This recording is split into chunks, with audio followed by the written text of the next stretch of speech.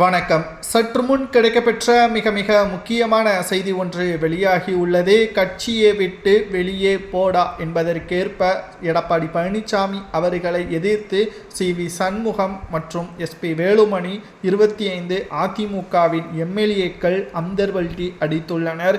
அதிமுகவின் அலுவலகத்தில் தற்பொழுது பரபரப்பு. சட்டசபை கூட்டத்தொடரில் முதல்வராக விஜய் அவர்கள் நீடிக்கலாமா என்ற வாக்கெடுப்பில் எடப்பாடி பழனிசாமியின் பேச்சை மீறி ஆதரவாக வாக்குகளை செலுத்தியுள்ளனர் அதிமுகவின் 25 எம்எல்ஏக்கள். மேலும் எடப்பாடி பழனிசாமி அவர்கள் இவர்கள் மீது நடவடிக்கை எடுக்கப்படும் என்பதையும் தெரிவித்திருந்தார்.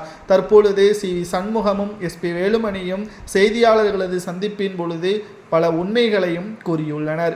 கட்சியில் இருக்கக்கூடிய ஒவ்வொரு முக்கியமான மூத்த நிர்வாகிகளை கட்சியிலிருந்து நீக்கி எடப்பாடி பழனிசாமி மட்டும்தான் அதிமுகவில் செயல்பட வேண்டும் என்றால் தோல்வி மட்டும்தான் அதிமுகவிற்கு சொந்தமாக இருக்கும். வெற்றி வாய்ப்பு அதிமுகவிற்கு இருக்காது. கிட்டத்தட்ட 2019ஆம் ஆண்டு முதல் 2026 சட்டசபை தேர்தல் வரை எடப்பாடி பழனிசாமி தலைமையிலான 11 தேர்தல்கள் அதிமுக மிகப்பெரிய ஒரு தோல்வியை மட்டும்தான் தழுவியுள்ளது. மேலும் சசிகலா மற்றும் டிடிவி தினகரன் மற்றும் அதிமுகவிலிருந்து நீக்கப்பட்டவர்கள் பிற கட்சியில் இணையாமல் இருக்கக்கூடியவர்களை மீண்டும் அதிமுகவில் இணைய வேண்டும். அது மட்டுமல்ல, அதிமுகவின் தலைமையை மாற்றக்கூடிய நேரமும் வந்துவிட்டது.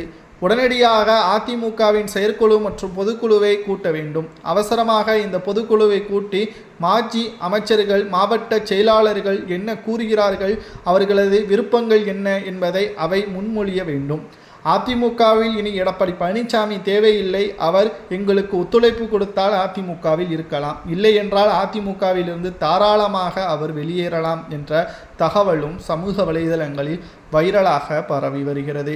அனைத்திந்திய அண்ணா திராவிட முன்னேற்ற கழகம் என்பது பேர் இயக்கம். அதை எம்ஜிஆர் அவர்கள் உருவாக்கினார். தற்பொழுது எடப்பாடி அதை சின்னாபின்னமாக மாற்றிவிட்டார் என்ற தகவலும் தற்பொழுது கிடைக்கப்பெற்றுள்ளது. 2026 சட்டசபை தேர்தலில் இதற்கு முன்பாக நாங்கள் பலமுறை கூறினோம், ஓபிஎஸ்ஐ நீக்க வேண்டாம், சசிகலாவை வெறுக்க வேண்டாம், அனைவரும் ஒருங்கிணைந்து செயல்படுவோம் என்று பலமுறை கூறியிருந்தோம்.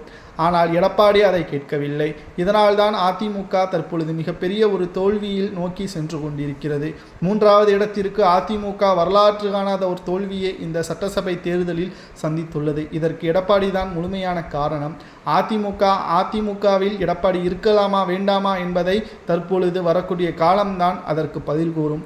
எடப்பாடி பழனிசாமி அவர்கள் உடனடியாக அதிமுகவின் பொதுக்குழுவையும் செயற்குழுவையும் கூட்டவில்லை என்றால் நிச்சயம் அதற்கான விபரீதமான நடவடிக்கைகளை நாங்களே மேற்கொள்வோம் என்று சி.வி. சண்முகம் அவர்கள் கூறியிருப்பது அதிமுகவின் அரசியல் வட்டாரத்தில் பரபரப்பை ஏற்படுத்தியுள்ளது.